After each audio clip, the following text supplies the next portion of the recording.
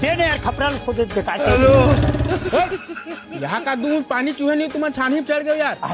कैसे कर भेटने आषाढ़ सावन के महीना इनामी तान। हाँ का मतलब के एक बार बेंद्रा कुछ चबरंग तो छानी पो जा नहीं पो ढलाई करवा दो ना। का माटी की दीवार में ढलाई करवाबे ते में जी मैं तरीका बताऊं। मत बता ध्यान बता दादा तो संसार में कैसे कर रहे थे हम जाना कर।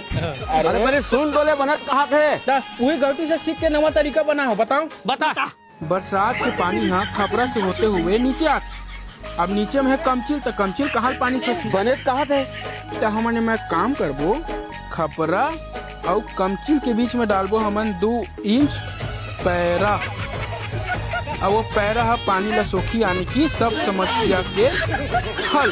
ठीक है बढ़िया मजे के बन गए धने। बढ़िया ठोक नहीं पड़ा पैरा पानी नहीं सोख ली थोड़ा दिमाग लगा करो यार पानी जीवन को भाग ले डांट होने को फिर जब कर ले बेटा उते उते दुलो कक्का हो जा बोले पानी आवा से चल। क्या हो गया बरसाती बेंगो बरोबर घुमा था चल तो हाँ चल ना रुक रेनकोट डाल लेता हूँ। पानी रे बबली हाय हाय रे बबली ये पानी रे बबली पैरा क्वांटिटी ज्यादा कर दो काजी बढ़िया जब आवत रहे मितान।